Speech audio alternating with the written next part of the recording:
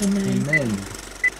So I will, we're going to be looking, as I say, really it's just 4 verses today, which is actually the shortest section we've looked at. This might actually be one of those that I always said will only be about a quarter of an hour of teaching, and then we tend to be about 40 minutes. So maybe we will be kind of closer to that this time. So just to kind of give some context, if you remember, the last verse of last week, because in one sense one thing flows into the other, as I said, and part of the context is obviously we were in the mission sermon. Jesus has told them how to go about in the immediate sense of how to do mission in the immediate context amongst the Jewish villages that that are around them, rather than going wider to Syria or to the Samaritans. He's then kind of stretched their minds to times when they're going to be doing mission in a much bigger context. They're going to stand before kings and governors and so on on that occasion. And we, of course, we read about things like that in the book of Acts. And then Jesus has then unpacked the cost, because there's something, even when you're doing something good, there is something in the very nature of the mission that Jesus gives us, the commission he gives us, that has a challenge to it, to earthly kind of authority structures. And I think increasingly, when you're just in kind of conversation with people, you find more and more people are taking on board the fact that actually we're pushing towards a time when, in fact, I think we touched on this last week, when just standing up for the simple things in our faith is sometimes going to be hitting conflict.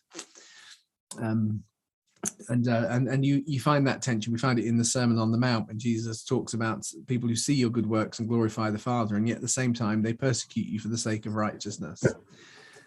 So that's part of the context, and I like this little kind of transition verse in 39, which we did cover last week. And whoever finds his life will lose it, and whoever loses his life for my sake will find it. And as I say, I find in it a principle that I encounter time and time again, which is often the very things you pursue you don't tend to get. And there's something that there is something, of course, I say strangely ironic, probably shouldn't surprise us too much, but very often people always present what they're doing quite aggressively with language that sounds quite moral, and you can often agree with the language.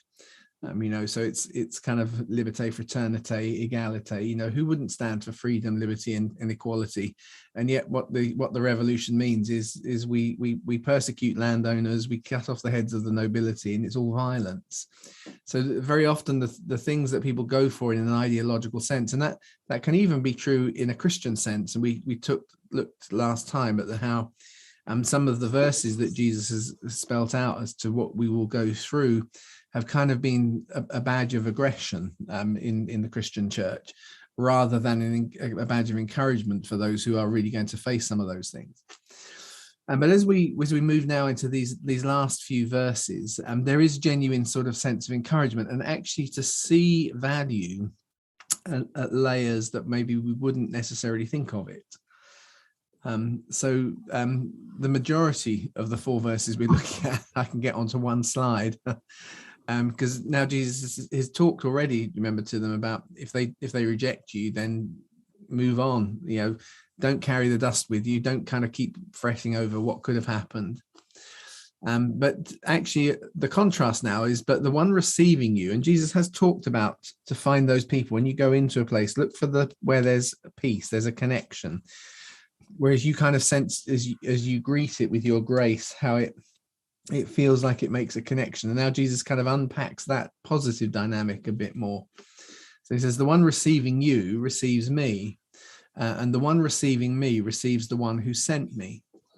And we can brush through the verses, and then we can try and get a little bit too clever about them sometimes. And I want to kind of keep it relatively straightforward, but that there's an endorsement here from Jesus in our missions work, where as we try and behave with grace, and we behave motivated, as he's going to look at in the next couple of verses, we're motivated by something that's to do with our faith. As those around us receive what we're doing, there is an element in that in which they are actually receiving Jesus. And so in one sense, we are being successful in the mission that Jesus has commended us to. And again, the reason I want to put it those ways is it's very easy to take on a condemnatory sort of mindset, which is unless 500 people stood up and came forward to receive Jesus, we failed in our mission. Whereas Jesus actually, I think, in these verses, makes it quite straightforward, and actually endorses us in it, and lifts from us part of the, if you like, the responsibility of what in sales they talk about as closure. Unless they've kind of gone through the prayer at the back of knowing God personally, we failed in what we're doing. But actually, what Jesus is saying is, as they receive you, or the one receiving you is actually receiving me, and the one receiving me is receiving the one who sent me. There's something of a divine input into the life of someone, and that's right at the foundation of our commission. So then, whoever receives a prophet because of their calling as a prophet will receive a prophet's reward. Okay, so that's great. That if they come and receive you as someone who's got something from God to speak to them, and they accept it that way, we kind of get that makes sense. And very often we turn this though into a bit of a hierarchy, because we then move down to the next thing and say, but whoever receives a righteous man because of their calling, and that's often translated as in the name of.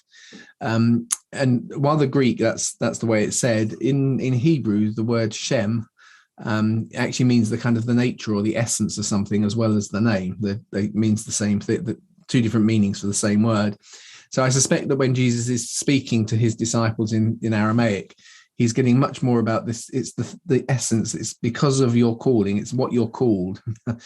So if they're receiving you as a prophet, what he's saying is that there'll be some people as you come in, you're coming, it's like God's spoken to you and you're giving it to them. So you're a prophet. So that's the big step. That's when Billy Graham says, come to the front. People receive him as a prophet. They receive him as bringing a message from God. And we like that. We kind of put that as top of the tree, if you see what I mean. But then he goes on and says, but whoever receives a righteous man because of their calling as a righteous man will receive a righteous man's reward. Okay, so now, though, here's an interesting thing, because as I say, we often say prophet, great, righteous man, well, if they'd got it right, they would have seen you as a prophet, or if you were a prophet, they get a bigger reward because, but the reality is, right the way through Scripture, God uses unrighteous people as prophets. You can probably name a few just as you sit here and think, people like Balaam. Even when Caiaphas prophesies, doesn't it? Better that one should die on behalf of being a prophet doesn't necessarily mean you're righteous. And actually, the focus of Scripture is not to be a prophet first and foremost. I wish, says Paul, that you all prophesy. It's not a bad thing, but actually that we should be right with God. But actually, if what you're doing is you are expressing something good because of the sense of your calling, you're in the name of, you're in what Jesus has given you to try and live right, to live the way you're supposed to. And because you're trying to live it that way, you're doing something here in the kind of a context, simply offering prayer, offering a word of kindness, offering some advice, and sharing your perspective, because as a Christian, this is how I tend to see and prioritize the world. So when I look at it this way, it makes me grateful for things, and that's better than getting too hurt and disappointed. That's your righteousness kind of working itself out. That is because of your being called a righteous person, because you're in that commission, they're receiving you, they're receiving the rewards of being righteous, which actually, interestingly, are bigger than being a prophet, if I can put it that way. So I'm not saying that actually the verse should be forensic. What I'm saying is, because I've heard it kind of presented as this way, if you're a prophet, fantastic. If they treat you as a righteous person, well, whatever, But actually, I'd almost turn the thing around and just say, actually, just the way Scripture sees it. And probably Jesus doesn't really mean us to think of it that way at all. What he's just saying is, you try and do what you're doing out of the sense of calling that he's given you, the commission he's given you, the thing he's asked you to do. As it's received, they'll receive it in kind, but actually in receiving it, they are receiving Jesus. And there is something in which we are discharging our commission in that way. And then it kind of turns around, and even if anyone gives you even a cup of cold water to one of these little ones because of their calling as my disciple, truly I tell you, he won't lose his reward. In other words, if their response to you is simply that small level of endorsement, there's something going on spiritually in this context in which they are receiving eternal rewards. They are receiving some level, and it's very easy to kind of say, but I want forensically to know exactly what you think you mean by that reward. Does it mean salvation? Does it? And I can't necessarily tell you, but I'm driving at what is the point of the mission that Jesus has given his disciples, and how do they understand their success in what they're taking out. And we recognize that in the process of trying, as he's gone through the passage, in the process of trying to live it out, there will be times when we get violently abused. But actually, when it's going successfully, it probably doesn't even always feel that big, that enormous. It is salting and lighting a society. And which does not mean, of course, that people never come forward and feel the conviction of sin, et cetera, et cetera. But actually, our commission in this process is to live out the prophetic, which is very clearly the kind of the sense, which I think, which I think Paul's phrase, "I wish you all prophesied," means that you all could, because what all the prophet really is, or the gift of prophecy, is that somehow your relationship with a God who we say we have a relationship, not just knowledge, but real intimacy with. As I hear something and I try and communicate that to someone, we all have the possibility from time to time of playing that prophetic role. So if you can be that, that's fantastic. But, even if what you're doing, it just feels like I'm doing this because of my faith. Because of my faith, I'm organizing, for Ukrainian refugees or whatever we're doing. And would you like to get involved with this? And people receive that and understand and say, it's fantastic what you're doing. I wish I had your confidence to do it, all of those sorts of things. And even in that mix, even if they're just giving you small amounts of levels of support, there's something in that dynamic that's opening up something in the spirit that is allowing the rewards of heaven to kind of push into people's lives. So you kind of, although we've only got these few short verses, I personally, I think there's something kind of quite profound in the mix, and it fits quite nicely with the flow of the whole sermon, because we had to look at the big picture as well, but actually at the simple level, this is where success is happening. If you're receiving a cup of water as you go about your work, working out your discipleship. And people are kind of conscious of that. So I think it uses that phrase. They're conscious of your Christianity, your faith in following Jesus, but they're rewarding you because of what they're benefiting. They're seeing your good works and seeing the Father, glorifying the Father. That just in those simple ways, something of heaven is breaking into their situation. And that kind of comes to the conclusion. So we kind of then break over a chapter, but this happens a lot in the Bible, which is we kind of put the chapter breaks or the verse breaks in the wrong places, because the thing is kind of concluded with verse 1 of chapter 11, where he says, so after Jesus had finished instructing his 12 disciples, he went on from there. I just think, hang on, I have a feeling, did I? I've not. Do you know what? I've not recorded this on my. The only recording we've got is the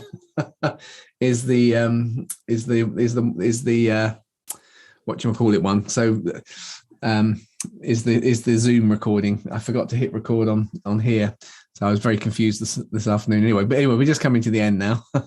So Jesus finished instructing his 12 disciples. He went out from there to teach and preach in the nearby towns. So now they go and do what he's taught them through that final kind of chapter, that final run of verses. So I'll leave it at that. Really, we've only taken 20 minutes. It's kind of short and sweet, but hopefully it makes some sense, and actually it kind of is a nice way of concluding that commission to do something for the Lord. Does anyone want to ask anything or say anything at this point?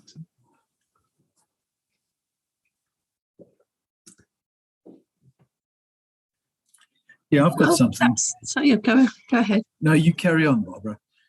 No, I was just going to say I find it that really helpful, actually, Kristen, because Good. there are people, and I'm thinking of like family members, where you sense that openness to spiritual things, but you don't quite know how to, what sort of perspective to have on that in a way. I just find this sort of makes sense in that context, that the relationship is actually facilitating something of God, even though you can't tie it up as to what's going on. No, and I think for me, even just preparing, as I was thinking about it today, it's just seeing that thing of thinking actually it's better to be a righteous person than to be a prophet in the Old Testament. But we often hear it the other way around, that unless we've had the big win, if you like, this is what God's saying to you, and they accept that, and you pray with them or do whatever. But actually, even when we're just doing the basic things, because we're righteous, we're trying to do it out of our faith, and they're receiving it as such. For me, I found that that makes sense. That fits the flow. Well, that's good. Brilliant. Thank you. Thanks, Barbara. Is I anyone was else thinking, I was thinking something very much the same as what Barbara said. And I like that thing of with the reward. Sometimes we can't tell what the reward is. And I know, Kristen, you often speak about things to do with Christianity as being not quantifiable or a little bit mysterious. And perhaps this is just one of those things that it's actually a little bit mysterious. And even going beyond issues of evangelism, even things like exercising your own talents. There may be things that happen. I know some things have happened to me very recently where I just feel like I've received a reward from the Lord, even though it may not quite be quantifiable. I can't really put my finger on it. It's to do with something specific.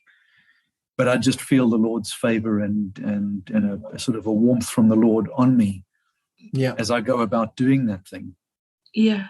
But I can't quantify it. I can't say, well, I earned this amount of money, or there's nothing I can pin it to. But I can sense a feeling of reward. Yeah, and because there's an encouragement in those verses, isn't it, to understand that it is there, that reward is there. Yeah. Just the simple things that have happened are a confirmation that something that, as it says, they'll never lose it. They'll never lose that benefit. Yeah. I think it's a sort of reminder, again, that how we see the world is very different, I think, from how God sees the world, and the things that we see of no account that God values, and vice versa. It's the upside down kingdom. And I think some of that comes through, that we can very much judge things by sort of very definite acts, very specific actions, whereas attitudes and having the right heart attitude is so much more what God's looking for. No, thank you. So, as I say, my apologies is that it was just a few verses, so it was shorter today, but hopefully, I actually found it quite, reading it through and suddenly just thinking, as I said, that isn't something I've thought about these verses for years and years, because very often you don't get a chance to actually stop and think about them. I actually found it quite helpful in the run up to lunchtime, when I was just kind of working through them and thinking about them and thinking, okay, that's actually quite encouraging. So I was quite happy to do this today. So great. No, I found that really helpful. Thank you, Kristen. I just did an exam this morning, which I know I did really badly on. But what I was pleased with was that I felt I walked with God in it, if that makes sense. Whereas sometimes you can just feel abandoned when, I don't know well, that's just me, but when I make a mess of things, it's just like I'm beating myself up. Right. Whereas actually, I just felt that sense of well, I've walked with you, God, in it. I know I haven't done this very well, but Yeah. and there's no merit in not doing it well. I don't mean that, but just that sense of a fellowship with Him in it. Yeah. And I sort of catch something of that in this verse of God's ways being so different from how we judge From ours. things. Yeah, no, and I'll keep saying the same thing. The trouble is, Barbara, I do. I think there's often been an instinct when, particularly for someone like myself, when I was younger, I thought I really wanted to be a good evangelist, but I wasn't. I was always someone that I would try and explain things to such a complex level to people that they'd never respond. So I worked with a lot of really good evangelists who just kind of come in and it's kind of, oh, this is a nice cup of tea. By the way, do you want to follow Jesus? And then they'll pray with them.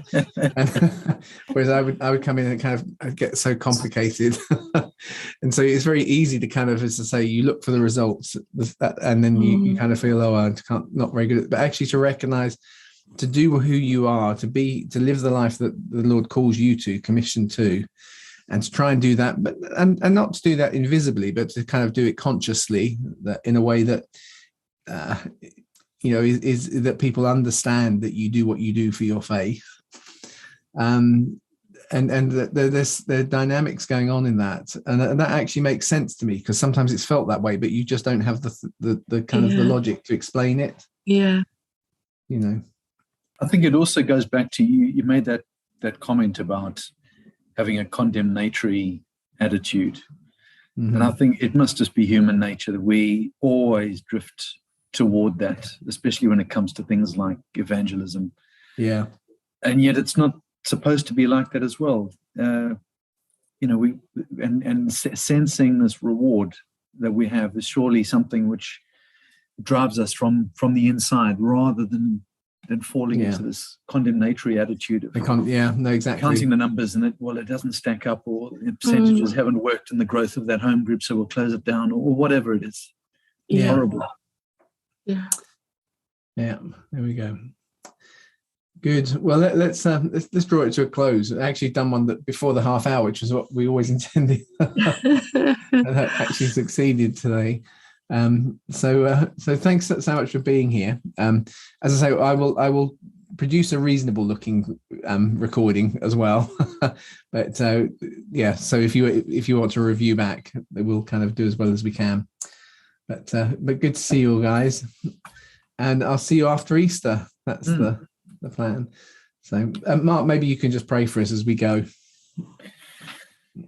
Lord, thank you for this time of gathering around the word, listening to truths that make us feel better and not worse.